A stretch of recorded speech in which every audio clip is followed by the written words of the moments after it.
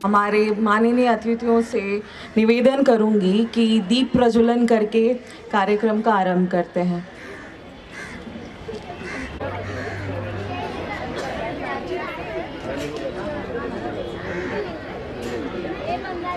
वो साइड से लो पप्पू भाई, उन लोग को वो साइड पे जाने दो। बोलो बोलो। ओम अग्निर्देवता वातो देवता सूर्यो देवता चंद्रमा देवता वसवो देवता रुद्रा देवता द्वितीया देवता मरुतो देवता विश्वे देवा देवता बृहस्पति देवतेन्द्रो देवता वरुणो देवता। ओम चंद्रमा मनसो जात चक्षुः सूर्यो अजायत श्रोत्राद्वायुष प्राणस मुखादग्निरजायतः दीप ज्योति परम ब्रह्म दीप ज्योति जनार्दन दीपो हरतु मे पापम दीप ज्योतिर्नमोस्तुते शुभम करोतु कल्याणम आरोग्यम धन संपदाम। ओम आत्मबुद्धि प्रकाशाय दीप ज्योतिर्नमोस्तुते। बोलो राजा रामचंद्र भगवान की जय।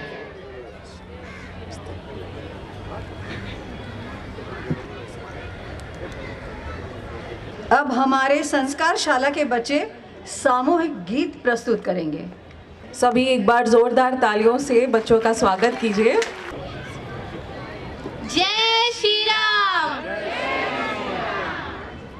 देश की रक्षा धर्म हमारा, देश की रक्षा धर्म हमारा, देश की सेवा कर्म हमारा, देश की सेवा कर्म हमारा।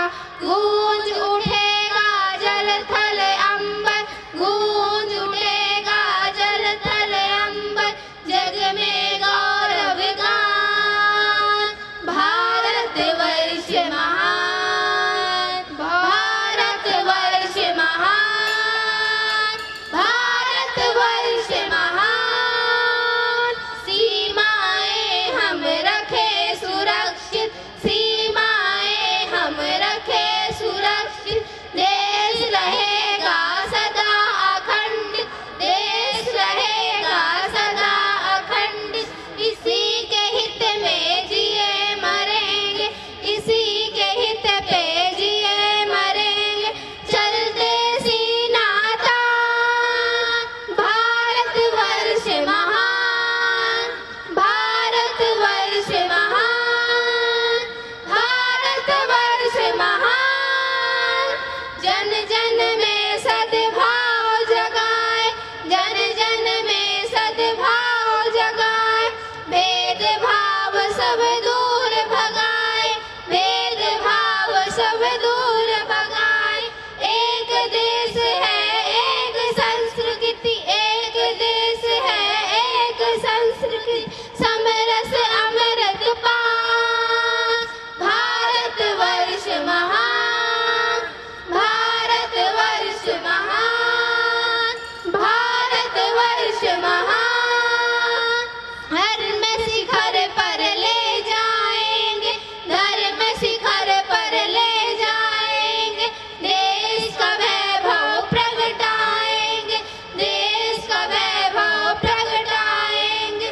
विश्व गुरु बनकर उभरेंगे, विश्व गुरु बनकर उभरेंगे, पाएंगे सम्मान।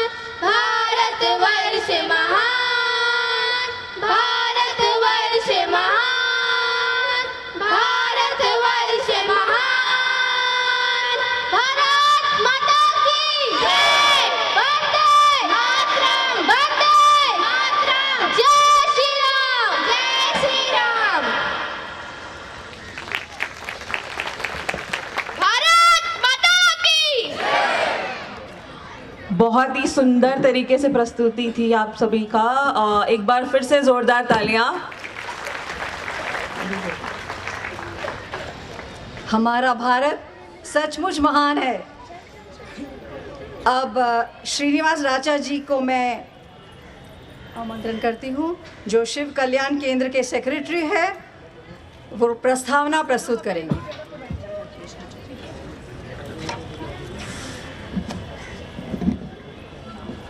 जय श्री राम। आज श्री अशोक सिंघल रुग्ण सेवा सदन के 6वां वर्धापन दिवस समारोह में उपस्थित हमारे सभी गणमान्य अतिथि, हमारे मार्गदर्शक, शुभचिंतक, दानदाता और कार्यकर्ता, आप सबका हम हार्दिक स्वागत करते हैं। पिछले कई वर्षों से हमें आप सबका सानिध्य प्राप्त हुआ और आपका सहयोग भी मिलता रहा और इन सालों में आप सबके साथ एक परिवार जैसा माहौल यहाँ पर बन गया। और वर्धापन दिवस का ये कार्यक्रम, ये एक ऐसा अवसर है कि हम सब पर परिवार की तरह साथ बैठकर अपने पिछले वर्ष के कामकाज का मूल्यांकन करते हैं और आने वाले वर्ष के लिए नई ऊर्जा के साथ नया लक्ष्य तय करते हैं। जैसे कि आप सब जानते हैं, 2016 में माननीय अशोक जी के पहले पुण्यतिथि पर भूमि पूजन के साथ रुग्ण सेवा सदन का काम प्रारंभ हुआ और 2017 में दूसरे पुण्यतिथि पर रुग्ण सेवा सदन में कैंसर पीड़ितों के लिए सेवाएं शुरू हुई। आज रुग्ण सेवा सदन अपने 5 वर्ष पूर्ण करके 6ठे वर्ष में पदार्पण कर रहा है। इस हनुमान टेकड़ी से माननीय अशोक जी का विशेष लगाव रहा और वे चाहते थे कि यह टेकड़ी मुंबई में विश्व हिंदू परिषद के गतिविधियों का केंद्र बने और VHP विजन इन एक्शन यहाँ प्रत्यक्ष रूप से दिखे। उनके इसी सपने को साकार करने की राह पर चलते हुए शिव कल्याण केंद्र में पिछले 3.5 दशकों से कई सेवा के प्रकल्प चल रहे हैं। श्री समर्थ हनुमान मंदिर, जो यहाँ के इस हनुमान टेकड़ी का एक मूल प्रोजेक्ट पहले से चल रहा था, उसमें नित्य पूजा अर्चना होती है, कई धार्मिक उत्सव होते हैं, कथा यज्ञ के द्वारा हिंदू समाज को जोड़ने का काम निरंतर चल रहा है। हमारे सिलाई प्रशिक्षण केंद्र में लगभग 50 महिलाएं रोज़ सिलाई सीखती हैं और पिछले 30 वर्षों से यहाँ पर हज़ारों महिलाओं ने सिलाई प्रशिक्षण लेकर स्वावलंबी बन चुकी हैं। हमारे कंप्यूटर प्रशिक्षण केंद्र में लगभग 25 वर्ष से ये कंप्यूटर प्रशिक्षण काम कर रहा है और बहुत कम शुल्क लेकर बच्चों को कंप्यूटर सिखाया जा रहा है और वर्तमान में लगभग 70 बच्चे यहाँ पर कंप्यूटर सीख रहे हैं। योग प्रशिक्षण केंद्र में सुबह शाम निःशुल्क सभी के लिए योग सिखाया जाता है। कराटे प्रशिक्षण केंद्र में लगभग 100 बच्चे यहाँ पर आत्मरक्षा हेतु कराटे का प्रखर प्रशिक्षण प्राप्त करते हैं। अभ्यासिका, यहाँ पर हमने एक छोटी सी अभ्यासिका बनाई है जिसमें आसपास के बच्चे अपने बुक्स और लैपटॉप्स लेकर आकर यहाँ के शांत वातावरण में बैठकर वो लोग पढ़ाई करते हैं और ये सेवा उनके लिए बिल्कुल निःशुल्क है और ये सेवा 24 घंटे बच्चों के लिए खुली रहती है। हमारे यहाँ पे एक पुस्तकालय बनाया है। इस पुस्तकालय में, ये पुस्तकालय सबके लिए निःशुल्क है और यहाँ पर धार्मिक, सामाजिक, आरोग्य जैसे कई विषयों के संबंध में पुस्तकों का एक विशाल संग्रह है और रोज़ कई भाषाओं के समाचार पत्र भी आते हैं यहाँ पर। और अब हम चर्चा करेंगे हमारे एक बहुत ही प्रमुख आयाम का, श्री अशोक सिंघल रुग्ण सेवा सदन, जिसका आज अपन 6ठा वर्धापन दिवस मना रहे हैं।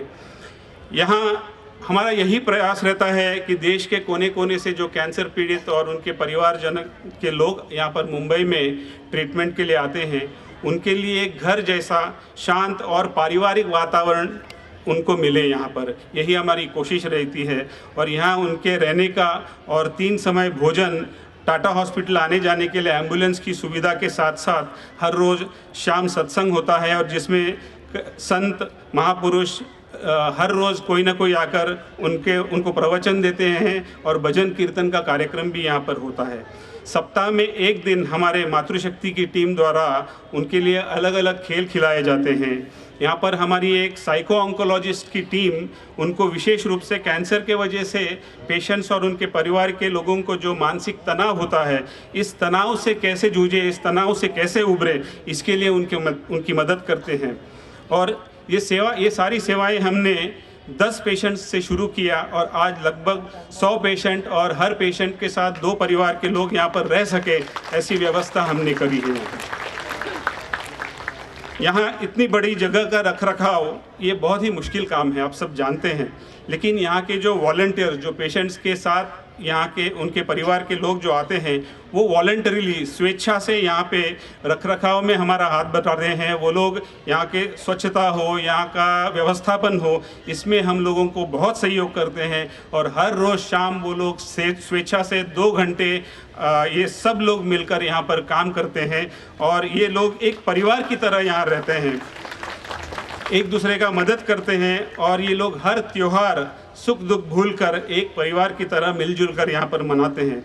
पिछले 1 साल में 3,870 पेशेंट्स ने यहाँ पे सेवा का लाभ लिया और कुल 5 वर्षों में 7,500 लोगों ने यहाँ पे सेवा का लाभ लिया। इसके अलावा हमारा एक और सेवा चलती है जो आप सबको पता होगा, अपना घर भरतपुर।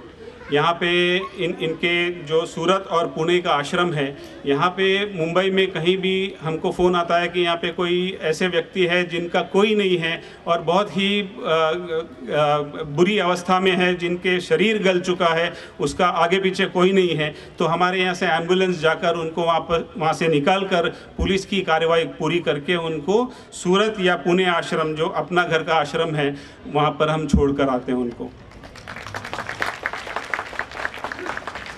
ये थे हमारे यहाँ पर जो शिव कल्याण केंद्र में चलने वाले प्रोजेक्ट्स अभी तक के।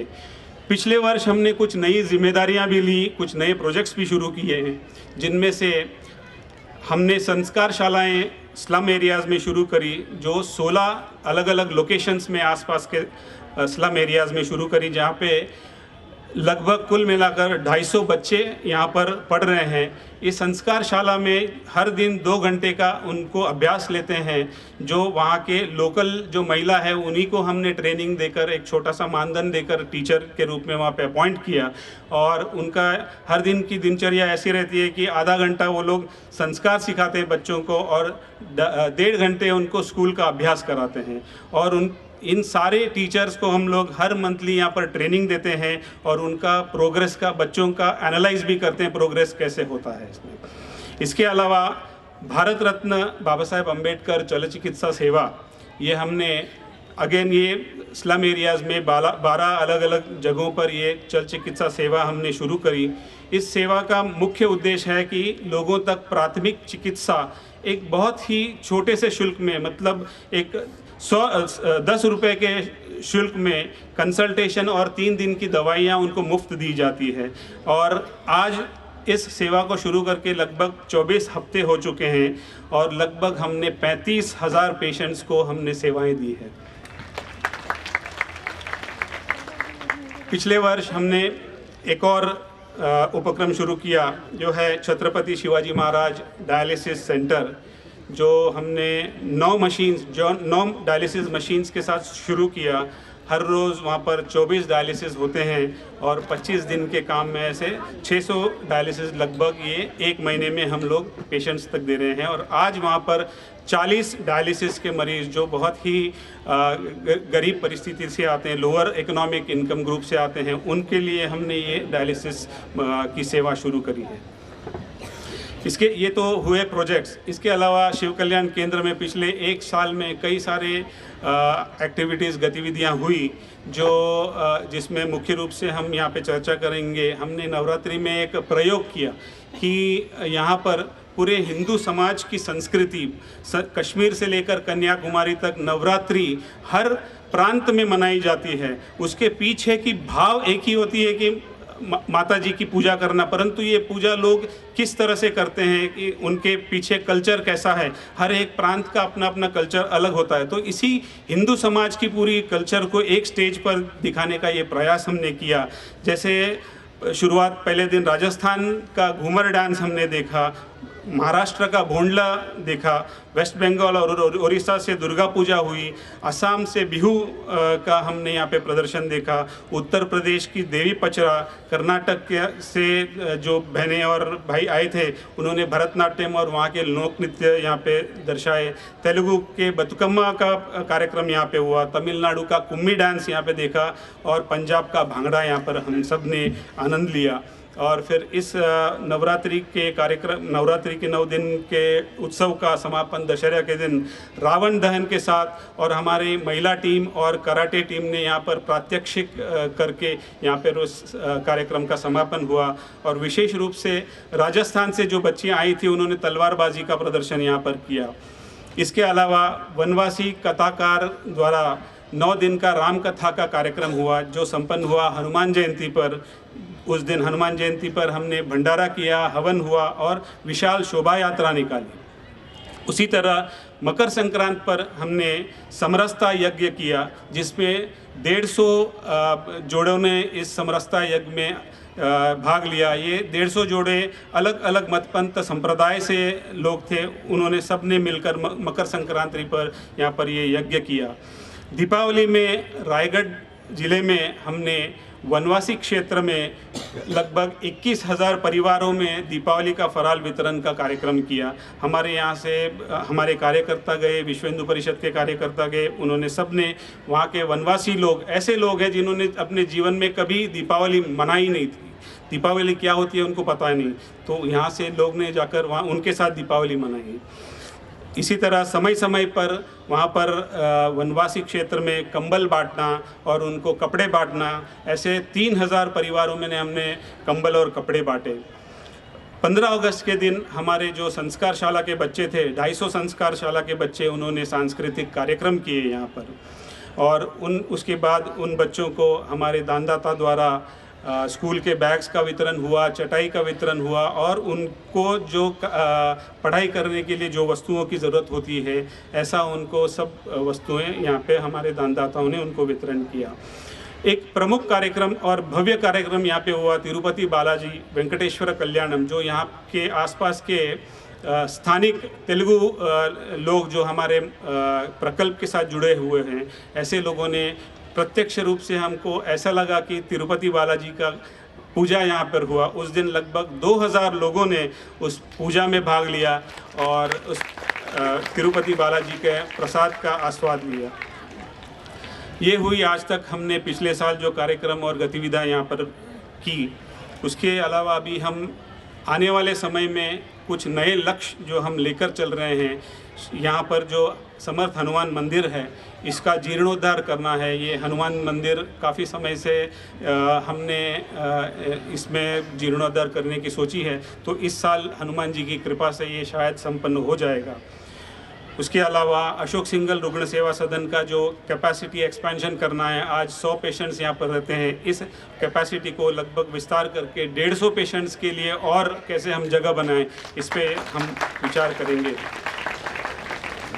कीमोथेरेपी सेंटर, ये आज बहुत आवश्यकता है यहाँ पे। हम जो लोग यहाँ पे रहते हैं उनको देखते हैं हम, टाटा हॉस्पिटल में तो इतनी सेवाएं होती हैं और फिर भी ये सेवाएं कम पड़ती हैं, तो हमने सोचा कि क्यों ना हम भी छोटा सा शुरुआत करके ये टाटा हॉस्पिटल के साथ मिलकर और उनके प्रोटोकॉल्स के हिसाब से, उनके मार्गदर्शन में हम ये कैसे शुरू करें, इसके ऊपर हम विचार कर रहे हैं और बहुत जल्द मेरे ख्याल से ये हम शुरू कर पाएंगे।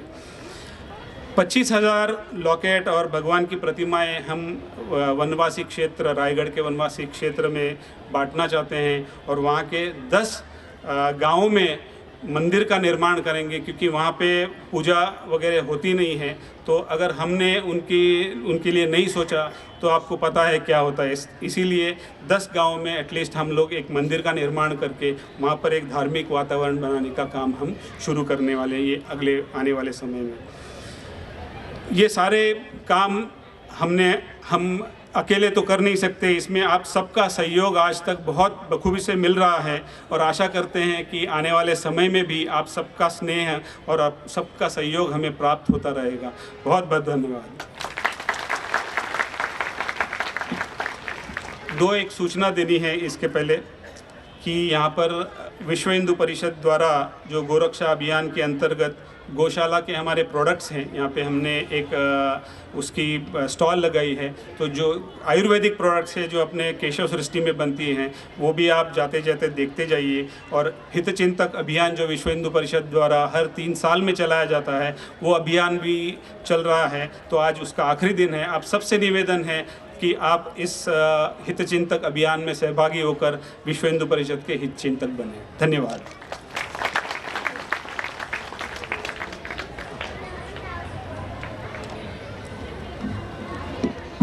जय श्री राम। अब हम अतिथियों का सत्कार करेंगे। सो मैं श्री रामचंद्र रामुका जी से विनंती करूंगी कि वे संत श्री कोठारी स्वामी योगेश्वर प्रसाद जी का सत्कार करें। भाई फेसिंग जरा चाहिए मेरे को, ऊपर जाओ, ऊपर जाओ, मुझे भी फेसिंग चाहिए जरा।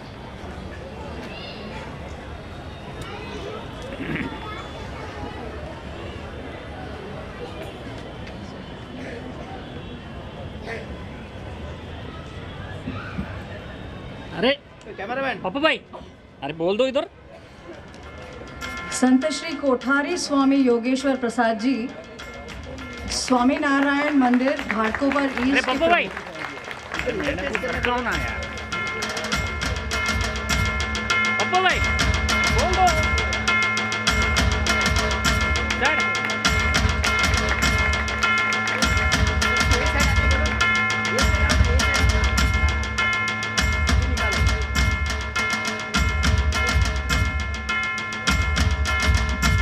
बोलो बोलो, उनको बोल के लो।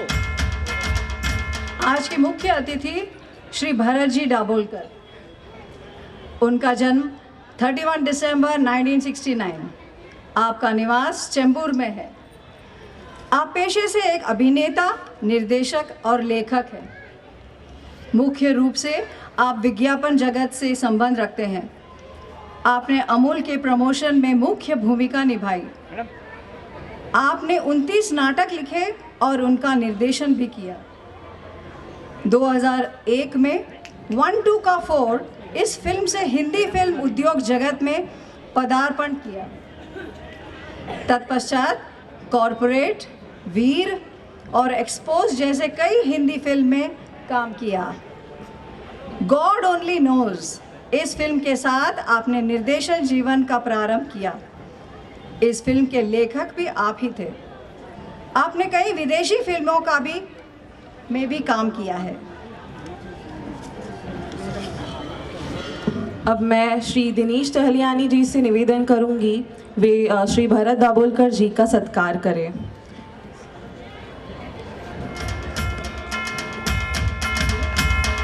भारत माता की।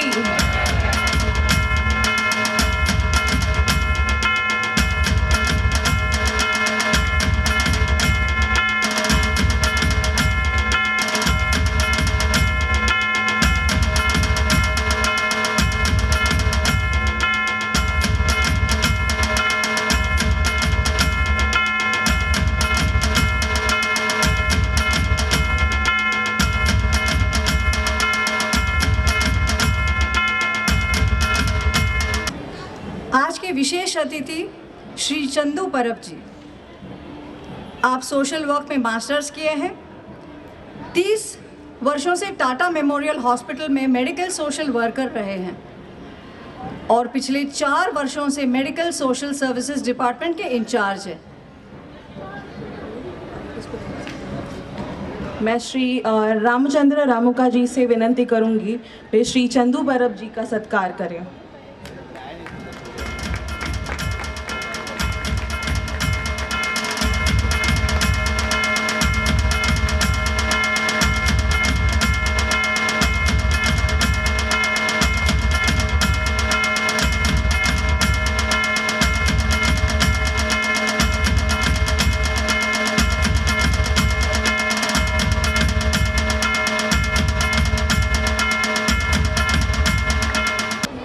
आज का मुख्य वक्ता बजरंग लाल जी बागड़ा। नीचे से दिख नहीं रहे, तुम ही दिख रहे हो। बजरंग बागड़ा जी बाल्यकाल से स्वयंसेवक और तृतीय वर्ष शिक्षित हैं। पढ़ाई से सीए हैं। विभिन्न सरकारी कंपनियों में 27 वर्ष भारत और 10 वर्ष विदेश में सेवा पश्चात स्वैच्छिक सेवा निवृत्ति लेकर संघ में 10 वर्ष से वानप्रस्थी पूर्णकालिक कार्यकर्ता के नाते सेवा में है।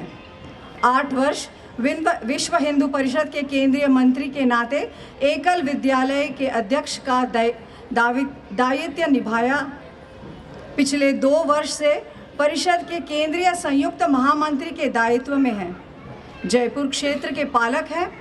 ज्ञानवापी मस्जिद, काशी और श्री कृष्ण जन्मस्थान मथुरा के सारे कोर्ट केस के आप संगठन की ओर से देखभाल कर रहे हैं।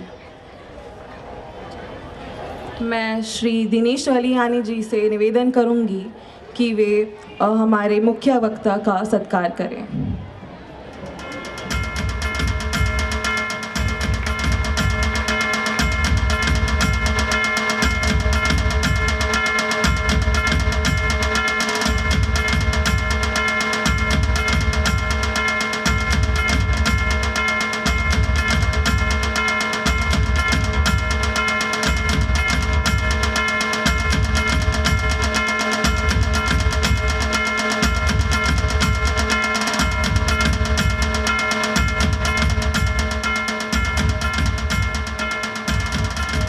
सभी का बहुत बहुत धन्यवाद।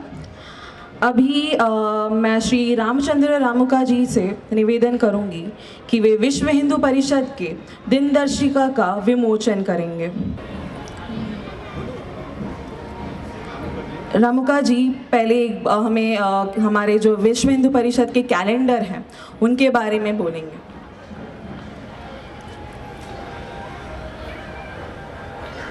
आदरणीय परम वंदनीय सश्री आदरणीय व्यासपीठ और सभी सजन शक्तियाँ और मातृशक्ति, आज इसे 6वें वर्धापन दिवस को देख के बहुत आनंद हो रहा है कि जो यहाँ 6 साल पहले कुछ नहीं था और आज इतना मांगलिक प्रसंग में मेरे को बोलने को मिल रहा है। मेरा दायित्व है विश्व हिंदू परिषद का, तो बड़ा आनंद आ रहा है। और आप सब लोगों की उपस्थिति यह दर्ज करा रही है कि एक बहुत बड़ा सेवा का माध्यम विश्व हिंदू परिषद ने यहाँ खड़ा किया है। दिनदर्शिका के बारे में, जिसको अपन कैलेंडर बोलते हैं, वैसे तो बहुत कैलेंडर निकलते हैं और आजकल तो सब मोबाइल में, घड़ी में दिनदर्शिका उपलब्ध है, परंतु विश्व हिंदू परिषद का जो कोंकण प्रांत का दिनदर्शिका या कैलेंडर निकलता है उसका एक बहुत बड़ा महत्व है। और विश्व हिंदू परिषद संदेश देना चाहता है कि यह कैलेंडर के माध्यम से अपने घर में सभी को जानकारी प्राप्त हो और कैलेंडर घर में लगने से कितना बड़ा पॉजिटिवनेस और अपने जो तीर्थ क्षेत्र हैं, तिथियां हैं हिंदी की, ये सबको बच्चों को मालूम हो, इस उद्देश्य से यह दिनदर्शिका निकाली जाती है। हर साल अलग अलग इसको थीम दी जाती है। थीम मतलब अलग अलग आयाम के ऊपर यह दिनदर्शिका निकलती है। जैसे एक साल सामाजिक समरसता के ऊपर निकाला था कि भारत में रहने वाला कोई भी हिंदू अछूत नहीं है, कोई ऊंचा नीचा नहीं है, ये संदेश जाए घर में और बच्चों को मालूम पड़े, तो एक सामाजिक समरसता के थीम के ऊपर कैलेंडर निकाला। दूसरे साल धर्म प्रसार के ऊपर निकाला कि कोई भी हिंदू धर्म का परिवर्तन नहीं करे और जिन्होंने गलती से कर लिया उनकी घर वापसी हो, जो विश्व हिंदू परिषद का मेन आयाम है, उसके ऊपर एक कैलेंडर निकाला। और भारत की महिला कितनी शक्तिशाली है, तो एक मात्र शक्ति के ऊपर पूरी थीम देके एक साल में कैलेंडर निकाला। एक साल विश्व हिंदू परिषद के द्वारा चलने वाले सेवा कार्य के ऊपर कैलेंडर निकाला। और इस साल है वो सभी संप्रदाय जैसे जैन, बौद्ध, सिख, इनके जो तीर्थ स्थल हैं और विशाल मंदिर है भारत में, उनके ऊपर यह कैलेंडर है जो आपको आज विमोचन महाराज श्री और व्यासपीठ के द्वारा होगा। तो भारत में जितने संप्रदायों के जितने विशाल मंदिर हैं उनके ऊपर, जैसे रामेश्वरम है, कन्याकुमारी में है, ऐसा सभी संप्रदायों के जो प्रमुख मंदिर है उनका एक साथ में दर्शन होगा और जानकारी होगी। ऐसे थीम को लेकर इस साल 2023 का जो दिनदर्शिका उसका विमोचन अभी महाराज श्री के कर कमलों से होगा, उसके हम सब साक्षी बनेंगे। इसलिए कैलेंडर क्यों निकालना और अलग अलग थीम क्यों देना, इसके बारे में मैंने संक्षेप में बताया। जय श्री राम।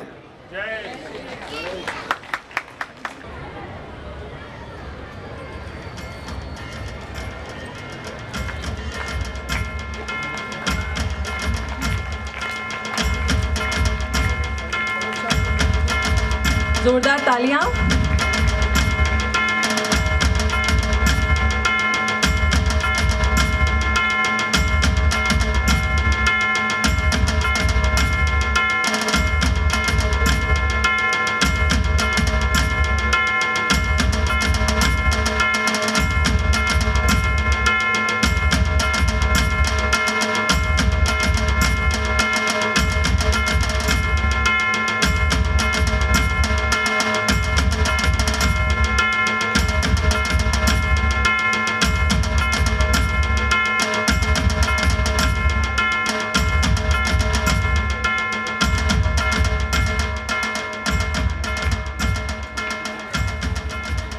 सभी का बहुत बहुत धन्यवाद। एक बार जोर से बोलिए जय श्री राम। अब मैं श्री भरत दाभोलकर जी से विनंती करूंगी कि वे आकर अपना मनोगत व्यक्त करें।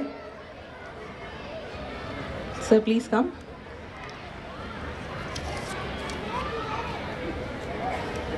जय श्री राम। मैं क्षमा चाहता हूँ, मैं सर्दी और जुकाम से इतना परेशान हूँ कि बात करना बहुत मुश्किल है। मैं यहाँ आपका केंद्र देखने आया था और बागड़ा जी और स्वामी जी के दर्शन करने की इच्छा से आया था, तो मैं जब फिर कभी आऊँगा तब इसके बारे में बात करूँगा।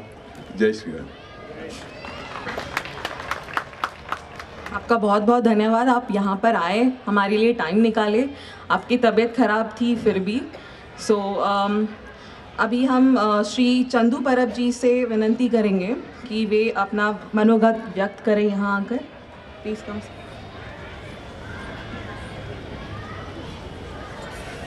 आदरणीय अतिथि को मेरा प्रणाम। उपस्थित सब भाई बहनों को भी मेरा प्रणाम। अशोक सिंघाल रुग्ण सेवा के तरफ से मुझे आज आमंत्रित किया गया अतिथि करके, इसके लिए टाटा हॉस्पिटल और हमारा समाज सेवा विभाग की तरफ से मैं शुक्रगुजार हूँ। अशोक सिंघाल संस्था के द्वारा जो अलग अलग काम चल रहे हैं वो सुन के बहुत खुशी हुई। हमारे कैंसर रुग्ण के लिए या मरीज के लिए जो उन्होंने कुछ अच्छे कार्यक्रम रखे हैं वो बहुत ज़रूरी है। थोड़ा मैं ये बताऊंगा कि जो हमारा रहने की सुविधा के लिए काम कर रहे हैं वो कितना उचित और कितना ज़रूरी है।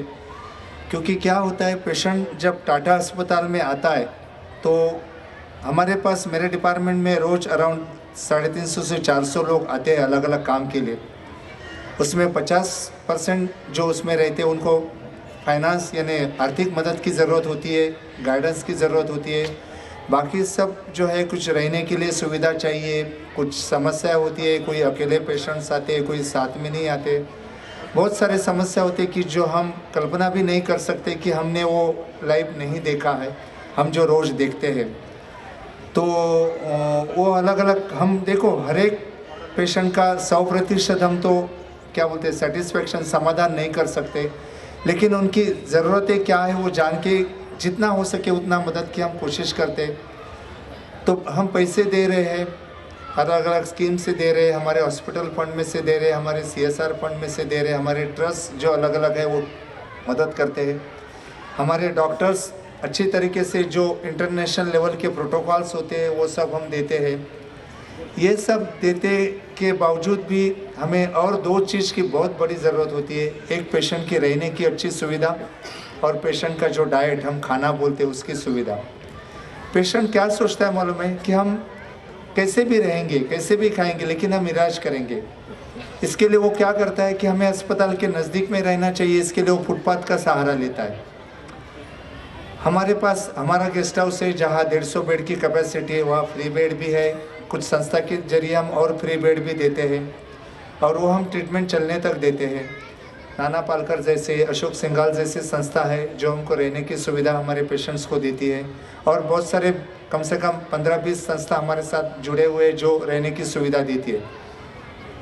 देखो, हम उसको 2 लाख या 3 लाख के प्रोटोकॉल्स दे रहे और पेशेंट बोलता है मैं 100 रुपये बचाने के लिए या हॉस्पिटल के नज़दीक चाहिए, इसके लिए फुटपाथ पे रहूँगा। तो हम हर एक पेशेंट को हम समझाते, रहने का खर्चा बहुत कम है, 100-200 रुपया ही आता है।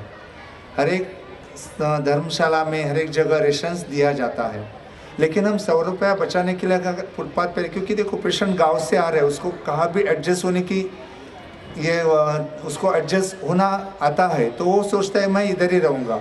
तो यहाँ रहने से क्या होता है कि जो हम ट्रीटमेंट दे रहे हैं उसके से उसको साइड इफ़ेक्ट्स है, तो साइड इफ़ेक्ट्स की वजह से उसको जो इन्फेक्शंस होते हैं वो उनके खर्चे बहुत ज़्यादा होते हैं, वो पेशेंट समझ नहीं पाता है। हम केमोथेरेपी का क्या चार्ज है, 5,000 है, 10,000 है, 20,000 है, लेकिन अगर इस पे उनको इन्फेक्शन हो गया ना तो एक टाइम में 50,000 भी लग सकता है, 1 लाख भी लग सकता है एक चीज़, तो उसका पैसे का खर्चा बढ़ता है। दूसरी चीज़, हमारे पास जो एडमिट बेड है वो बहुत लिमिटेड होते हैं, जैसे जैसे ज़रूरत है उस हिसाब से हम एडमिट करते हैं, तो हॉस्पिटल के ऊपर बोझ बढ़ता है, क्योंकि अगर इनको इन्फेक्शन हो गया तो उसको एडमिट करना बहुत ज़रूरी है। तो अगर उसको एडमिट नहीं किया, इन्फेक्शन उसका क्लियर नहीं किया, तो अगला कीमो हम लगा नहीं पाएंगे। तो ये सब जो बोझ बढ़ते वो एक छोटी सी चीज़ की वजह से कि मैं कहाँ भी रहने का एडजस्ट करूँगा, इस वजह से। तो हम हर एक पेशेंट को रिक्वेस्ट करते हैं कि रहने की सुविधा के लिए हमारे पास आ जाइए, जो अवेलेबल है वो हम दे देंगे, वहाँ शिफ्ट हो जाएंगे। जैसा जैसा कम रेट वाला या और कुछ सुविधा मिलेगा वैसा भी हम उसको देंगे, जहाँ फ्री अवेलेबल होगा उधर भी देंगे, लेकिन फुटपाथ पे मत रुकिए। फुटपाथ पे रुकने से हम जो अच्छे रिजल्ट्स हमें चाहिए, यानी हम जो पेशेंट्स मेरे पास आ रहे हैं उसमें 50-60% जो अच्छे होने वाले पेशेंट्स आ रहे हैं, उन्होंने अगर उनके खाने का ख्याल नहीं रखा, उन्होंने अच्छी जगह रहने का इंतज़ाम नहीं किया, तो हम जो अच्छा ट्रीटमेंट दे रहे हैं उसमें से कुछ अच्छा नहीं निकलेगा। वो ज़्यादा इन्फेक्शन में जाएगा, उसको इन्फेक्शन हो जाएगा, उसको खर्चा पड़ेगा और उसको जो शरीर की प्रतिकार शक्ति है वो कम हो जाएगी। तो इसके लिए रहने की सुविधा हमें बहुत ज़रूरत है, और मुझे अच्छा लगा कि आपने बोला कि हम बेड बढ़ा रहे, तो बहुत ज़रूरत है, क्योंकि हम अच्छा इलाज के साथ साथ अच्छा रहना और अच्छा खाना, ये 2 चीज़ बहुत ज़रूरत है। हमारा जो बच्चों का जो ओपीडी है, जो हमारा इम्पैक्ट फाउंडेशन काम करता है, उनका रिज़ल्ट जो था वो 30, 40, 50% था। उन्होंने 2 चीज़ पे ज़्यादा जिक्र किया, एक तो पैसे का अरेंजमेंट किया बच्चों के लिए 15 साल के अंदर जो है, दूसरे उसके साथ उनको रहने के लिए उन्होंने अच्छा अरेंजमेंट के लिए सोचा, और तीसरा उनको डाइट के बारे में सोचा। आज हमारा बच्चों का रेट कम से कम 75 से 80% बढ़ गया है। आज ऑलमोस्ट 80% बच्चे ट्रीटमेंट लेके ठीक होके जा रहे। ये नतीजा किसका है? तो रहने की अच्छी जगह और उसके साथ डाइट। सिर्फ पैसे से काम नहीं होता है, तो ये 2 चीज़ भी बहुत ज़रूरी है। तो हमारे पेशेंट जो यहाँ आए हैं तो ख्याल रखें कि फुटपाथ पे ना रहें, जितना हो सके हम कोशिश करेंगे। और भी संस्था हमारे साथ जुड़ रही है।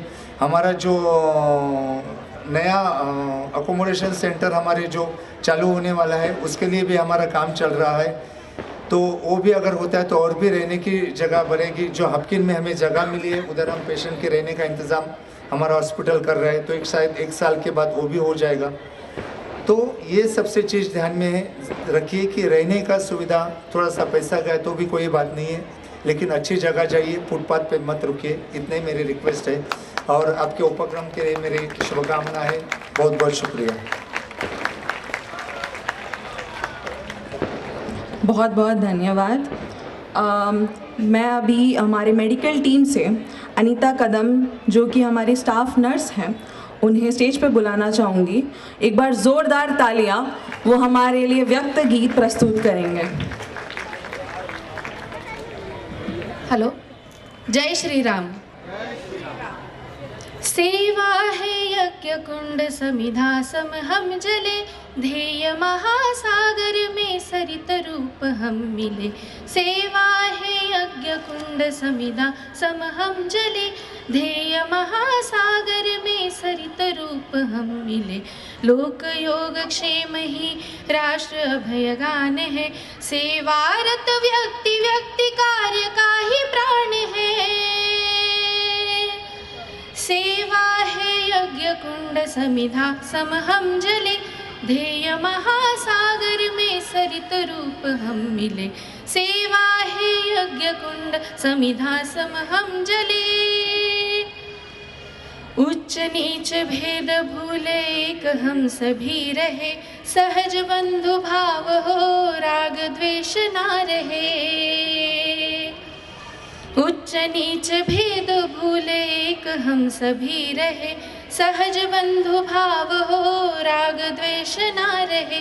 सर्वदिक प्रकाश हो, सर्वदिक प्रकाश हो, ज्ञान दीप बाल हो, चरण शीघ्र दृढ़ बढ़े, ध्येय शिखर हम चढ़े। सेवा है यज्ञ कुंड समिधा सम हम जले, ध्येय महासागर में सरित रूप हम मिले। सेवा है यज्ञ कुंड समिधा सम हम जले।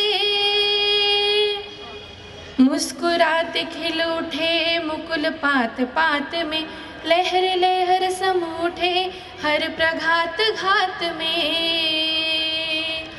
मुस्कुराते खिल उठे मुकुल पात पात में, लहर लहर सम उठे हर प्रघात घात में। स्तुति निंदा लाभ लोभ यश विरक्ति छाओ से, कर्म क्षेत्र में चले सहज स्नेह भाव से।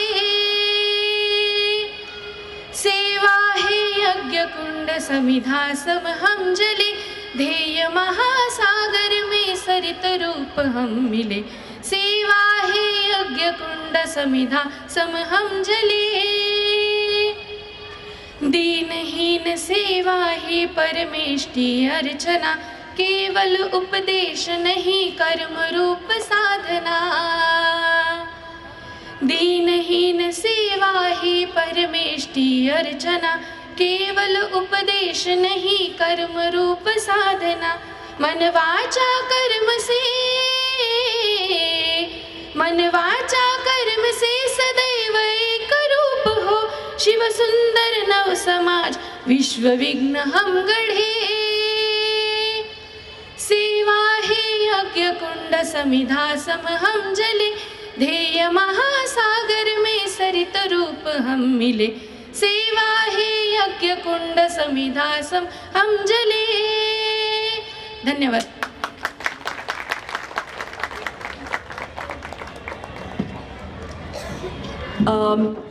बहुत सुंदर तरीके से उन्होंने प्रस्तुत किया। सो एक बार ज़ोरदार तालियां पूरे वातावरण में एनर्जेटिक वाइब्स डालने के लिए बहुत बहुत धन्यवाद। अभी मैं श्री बजरंग लाल जी बागड़ा जी से निवेदन करूंगी कि वे स्टेज पर आकर हमारा मार्गदर्शन करें।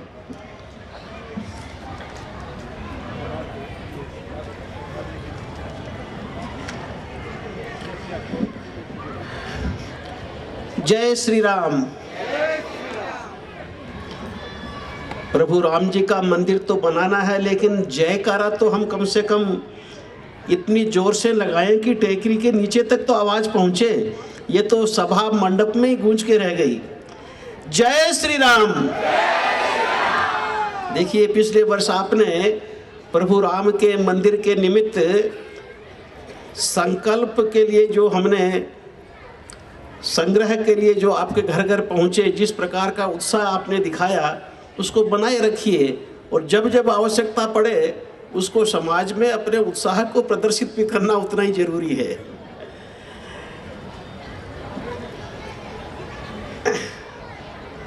संत श्री कोठारी स्वामी श्री योगेश्वर प्रसाद जी के चरणों में सादर प्रणाम।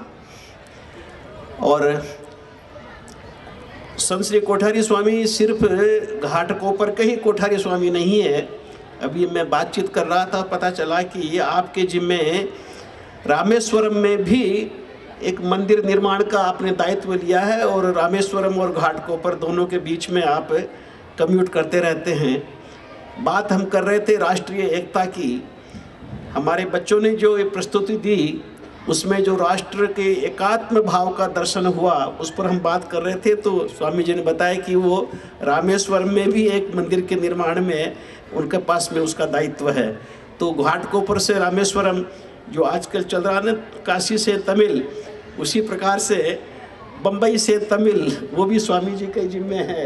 तो राष्ट्र का एकात्म भाव जगह जगह तरह तरह से हमारे सामने प्रदर्शित होता ही रहता है। आज के मुख्य अतिथि श्री भारत दाभोलकर जी, देवयोग से हम उनका मंतव्य सुन नहीं पाए क्योंकि वो जरा स्वस्थ नहीं हैं, परंतु फिर भी इस अस्वस्थता के बावजूद आपने यहाँ आकर हम सब का मार्गदर्शन करने के लिए तो नहीं, लेकिन उत्साह बढ़ाने के निमित्त अपनी उपस्थिति दी, हम सब का उत्साह बढ़ाया। बहुत बहुत धन्यवाद दाभोलकर जी।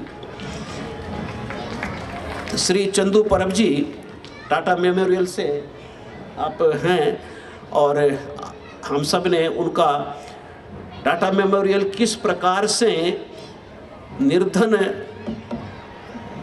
रोगियों की सेवा करने का, किस प्रकार से विभिन्न प्रकार के उपक्रम हैं, और उनके साथ में कितनी और संस्थाएं जुड़ी हुई हैं समाज से, जो सब के सब सेवा में लगी हुई हैं, ये सब हमने अभी सुना। श्री रामचंद्र जी रामुका जो विश्व हिंदू परिषद के इस कोंकण प्रांत के मंत्री हैं और इस सारे प्रोजेक्ट और परियोजना के सूत्रधार भी हैं। श्री दिनेश जी टहलियानी जी जो इस जो सीएम कल्याण केंद्र चलता है उस कल्याण केंद्र के ट्रस्ट के माननीय अध्यक्ष हैं। सभागार में उपस्थित विश्व हिंदू परिषद के विभिन्न अधिकारी, कार्यकर्ता और समाज जीवन से पधारे हुए समस्त बंधु सज्जन, माताओं, बहनों और प्रिय बच्चों, ये वर्धापन दिवस भले ही इस प्रोजेक्ट का हो, परंतु ये स्मृति में जिनकी है श्री अशोक सिंघल जी, उनके पुण्यतिथि के साथ में जुड़ा हुआ है।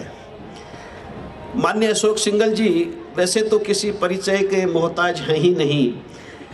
जिस भी किसी भारतीय का, विशेषतः हिंदू का, पिछले 50 वर्ष के जीवन में, सार्वजनिक जीवन में जरा सी भी रुचि रही है, वो सब माननीय अशोक जी के जीवन चरित्र से भली भांति परिचित हैं।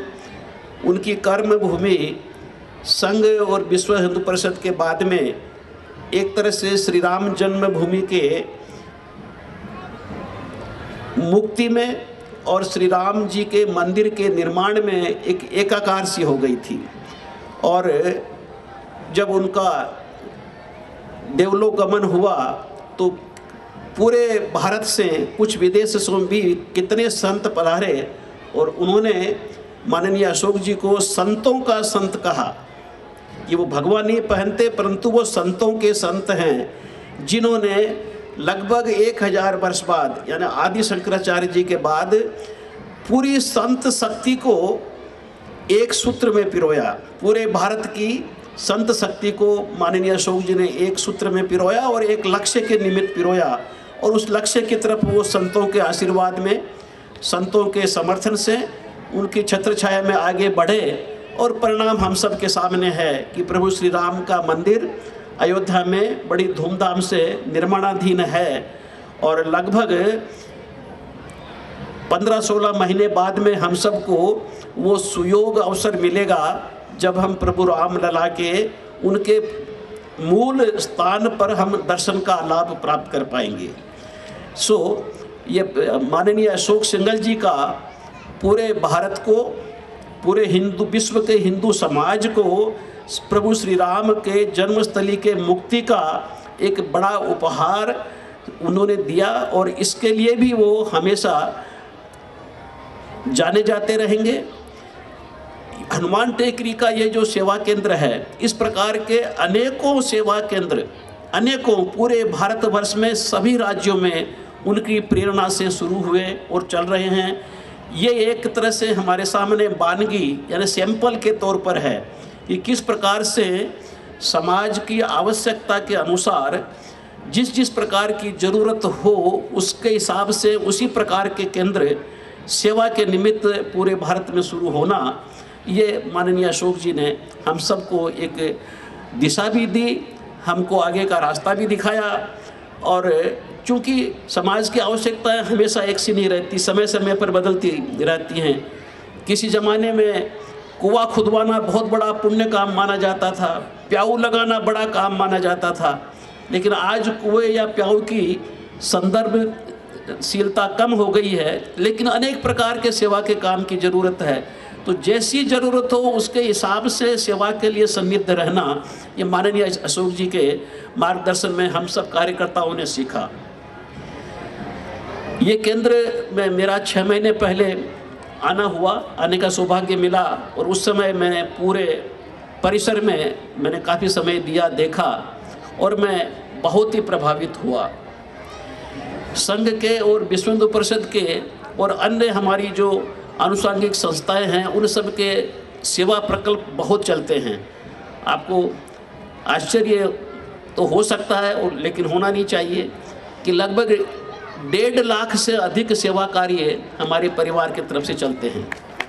1.5 लाख से अधिक सेवा कार्य, उनका एक वार्षिक संकलन भी प्रकाशित होता है, ये उनमें से एक है। इस तरह के 1.5 लाख सेवा कार्य चलते हैं। मेरा उनमें से अधिकतर में जाना होता रहता है, लेकिन यहाँ पर मैंने जो भाव देखा इस केंद्र के सारे कार्यकर्ताओं में, भले वो ट्रस्टी हों, वो यहाँ प्रबंधक की भूमिका में हो, नर्स हों, कर्मचारी हों, इस केंद्र के हों या साथ में लगे हुए हनुमान मंदिर के हों या हमारी जो कौशल विकास केंद्र चलते हैं सिलाई के, कंप्यूटर के, सभी प्रकार के कार्यकर्ताओं में जिस प्रकार का समर्पण भाव, सेवा का भाव मैंने यहाँ देखा, वो बहुत ही कम प्रकल्पों में मिलता है। 1.5 लाख प्रकल्प तो हैं, परंतु भाव से, पूर्ण समर्पण भाव से, सेवा के भाव से चिंता करना, ठीक है कि भी हमारे यहाँ के जो इनमेट्स हैं, रोगी हैं, रुग्णशील हैं, इलाज उनका चलता है, परंतु जिस भाव से, समर्पण से यहाँ सेवा का भाव मैंने सारे कार्यकर्ताओं, कर्मचारियों, ट्रस्टियों में देखा, उनमें लगन एक लगी रहती है कि एक भी रोगी या उनके साथ में आए हुए जो उनके परिचारक हैं, व्यक्ति हैं, उनको किसी प्रकार की असुविधा नहीं हो, उसके लिए कितनी चिंता करना, 24 घंटे उसके लिए संगीत रहना मैंने यहाँ पर देखा। बहुत ही प्रसन्नता भी हुई और इसके निमित्त पूरे ट्रस्ट, उसके सारे कर्मचारी, कार्यकर्ता, सबको बहुत बहुत साधुवाद, सबको बहुत बहुत बधाई। बंधुओं, सनातन हिंदू संस्कृति में सेवा का विचार नया नहीं है। पुण्य और पाप का जब हम विवेचन करते हैं तो पुण्य क्या है और पाप क्या है, इसके ऊपर बड़े बड़े ग्रंथ हैं, लेकिन जब 18 पुराण महर्षि व्यास ने लिखे तो बड़े ग्रंथ हो गए, सबके लिए उसको संपूर्ण रूप से पढ़ना या समझना भी संभव नहीं। तो ऋषिगणों ने पूछा कि व्यास जी महाराज, आप हमको संक्षेप में बता सकते हैं कि 18 पुराणों में क्या लिखा है? तो एक श्लोक उस समय हुआ कि 18 पुराणेषु व्यासस्य वचनम द्वयम, कि पूरे 18 पुराण में व्यास जी ने 2 ही वचन कहे या 2 ही बातें कही हैं। परोपकार पुण्याय, यानी पर उपकार करना, परोपकार करना, सेवा करना, उससे बड़ा कोई पुण्य नहीं है। और पापाय पर पीड़नम, और दूसरे को पीड़ा पहुंचाना, उससे बड़ा कोई पाप नहीं है। तो हमारे यहाँ पुण्य और पाप का बड़ा महत्व है, उसको हम समझने की कोशिश करते हैं। पाप कर्मों से बचने की शिक्षा हम हमारे बच्चों को भी देते हैं, खुद भी कोशिश करते हैं कि पाप कर्मों से बचें और अब अधिक से अधिक पुण्य अर्जित करें। ये हम सब की एक इच्छा, अभिलाषा रहती है, प्रयास भी रहता है। लेकिन वो पाप पुण्य है क्या? परोपकार से बढ़कर कोई पुण्य नहीं है। ये हमारे सनातन वैदिक हिंदू धर्म का आधार है, क्योंकि पाप और पुण्य का कंसेप्ट तो हर धर्म में है, हर फेथ में, हर रिलीजन में है, परंतु वो अलग अलग उसके स्वरूप हैं। सनातन हिंदू धर्म में सेवा ही पुण्य का स्वरूप है और इस निमित्त हर गृहस्थ की, हर संत की इच्छा यही रहती है कि जितना हो सके हम समाज की, पीड़ित की, ज़रूरतमंद की अधिक से अधिक सेवा करें और सेवा करके हम पुण्य अर्जित करें। तो सेवा का स्थान हमारे संस्कृति में, हमारे दर्शन में बहुत उच्च स्थान है। पूजा पाठ करके भी हम पुण्य अर्जित कर सकते हैं, लेकिन पूजा पाठ से अधिक, यज्ञ हवन से अधिक, स्वाध्याय सत्संग से अधिक पुण्य का भाग ही हमारे दर्शन में सेवा को दिया गया है। और आज के इस समय में जो कलिकाल जो चल रहा है, जिसमें अनेक प्रकार की समाज में आवश्यकताएं हैं, हमारे धर्म पर, धर्म के जो रिचुअल्स हैं उन पर, दर्शन के बारे में अध्ययन की जो रुचि है उसमें, इन सब में एक निरंतर ह्रास हो रहा है, कमी आ रही है। हर पीढ़ी दर पीढ़ी में संस्कारों में क्षीणता आ रही है, संस्कार कमज़ोर हो रहे हैं। परंतु यदि इन सब के बावजूद हमने सेवा के भाव को बचा के रखा, हमने हमारे बच्चों में सेवा के संस्कार दिए, तो ये मानिए कि सेवा के संस्कार के माध्यम से हमने उनमें हिंदू धर्म का जो आधारभूत तत्व है वो तो कम से कम उनमें हमने भर ही दिया। बाकी सबका अपना अपना महत्व है, लेकिन सेवा का भाव हमने उनमें अगर जगाया, यानी अपने खुद के शरीर, खुद का परिवार, अपने रिश्तेदार, इन सब के अतिरिक्त जिनको हम जानते नहीं, जिनसे हमारा कोई संबंध नहीं, एक मानवता का संबंध है, एक हिंदू का संबंध है, एक भारतीय का संबंध भर है, उनके लिए हम कुछ करें, ये भाव उनमें भरना, ये अपने आप में सनातन हिंदू धर्म के मूल तत्व का भाव है। संस्कारों की ज़रूरत तो हम सब जानते हैं कि शहरों में, गाँव में, सब जगह है। अनेक प्रकार के संस्कार विहीनता के उदाहरण हमारे सामने आते हैं। समाज में बड़ी विभिन्न घटनाएं भी होती हैं, अपराध कर्म भी होते हैं, और ये सब का मूल कारण संस्कारों की कमी है। अपने हिंदुओं में भी और बाकी सब में संस्कारों की कमी के कारण समाज की ये स्थिति है। परंतु कम से कम हम अपने हिंदू परिवारों में, बच्चों में अगर सेवा का भाव, सर्विस एलिमेंट अगर हम उनमें जगा सकें, उसको स्थापित कर सकें। हमको गाय को रोटी खिलानी है तो हम खुद नहीं खिलाएं, बच्चे के हाथ से रोटी खिलाने ले जाएं, उसमें भाव पनपता है कि मैंने गाय को रोटी खिलाई। जो भी कुछ हम सेवा का काम करें, बच्चों को, महिलाओं को आगे रखेंगे, क्योंकि महिलाओं के माध्यम से संस्कार ट्रांसफ़र होते हैं। बाकी पुरुष वर्ग तो हमेशा अपने व्यापार, नौकरी, बिजनेस, प्रोफेशन में लगा रहता है, लेकिन महिलाओं पर परिवार की संस्कारों को बचा कर रखने की, धर्म की जितनी भी शिक्षाएं हैं उनको अगली पीढ़ी को पहुंचाने की जिम्मेदारी होती है। इसलिए हर परोपकार के, सेवा के काम में बच्चों को, महिलाओं को हम आगे रखें, जिससे ये निरंतरता, ये जो क्रम है वो निरंतर चलता रहे। इस सब का हमको ध्यान देने की ज़रूरत है। सेवा के कई रूप आज हम समाज में देख रहे हैं। भारतीय संस्कृति में सेवा का अर्थ है जिसका हमको कोई प्रतिफल नहीं चाहिए, यानी निस्वार्थ सेवा, कि मैं सेवा करूंगा तो मेरा नाम होगा, मैं इसकी सेवा करूंगा तो ये अपना धर्म बदल लेगा, ये मेरे धर्म में आ जाएगा, मैं इनकी सेवा इस तरह से सेवा करूंगा तो ये मेरे ग्राहक बन जाएंगे। ये विभिन्न प्रकार के प्रतिफल के लिए जो कुछ काम किया जाता है वो सेवा के नाम से एक आडंबर है। पूरे भारत में हम जानते हैं पिछले 200-250 वर्षों से बाहर से भी मिशनरी जाते हैं, हमारे यहाँ स्थानीय भी हैं, सेवा करते हैं, लेकिन उनकी सेवा के पीछे एक उद्देश्य है, और उद्देश्य बिल्कुल स्पष्ट है कि जब मिशनरी हॉस्पिटल में मरीज जाता है तो वो एक बनवासी, बहन जी बैठ जाइए, बात करने के लिए बहुत समय है आपके पास। हम सब जानते हैं कि मिशनरी हॉस्पिटल में या अन्य सेवा संस्थानों में व्यक्ति प्रविष्ट जब होता है तो एक साधारण बनवासी हिंदू नागरिक होता है, परंतु हफ्ते 10 दिन के बाद में जब वो निकलता है तो गले में क्रॉस और हाथ में बाइबल आ जाती है। आप उसको सेवा कर्म कहेंगे? क्योंकि उस काम कर्म के पीछे एक स्वार्थ है जो स्पष्ट है, और जिसका परिणाम हम देख ही रहे हैं कि पिछले 200-250 वर्षों में हमारे समाज में किस किस तरह के परिवर्तन आए हैं, और वो अभी रुका भी नहीं है।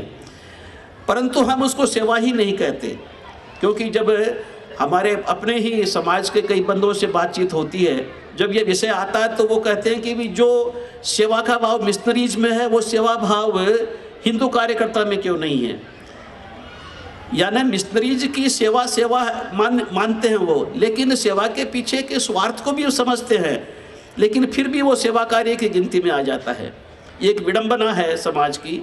परंतु भारतीय हिंदू संस्कृति में, हमारी सनातन संस्कृति में जिस किसी कर्म के पीछे कोई स्वार्थ छिपा है, उद्देश्य छिपा है, वो सेवा की श्रेणी में आएगा ही नहीं, उससे कोई पुण्य अर्जित नहीं होने वाला। जब हम परोपकार की बात करते हैं तो वो निस्वार्थ, बिना किसी प्रतिफल के कि मुझे इसका किसी भी रूप में कोई भी प्रतिफल मिलेगा, हाँ अगले जन्म में मिलेगा वो तो एक अलग बात है, उसकी इच्छा तो हम सबको रहती है। अगले जन्म में तो कोई, क्योंकि पुण्य का खाता हम बढ़ाना चाहते हैं, पुण्य अर्जन क्यों करना चाहते हैं कि अगले जन्म हमारा सुधर जाए। लेकिन इस जन्म में किसी प्रकार के प्रतिफल की हम आकांक्षा नहीं करते।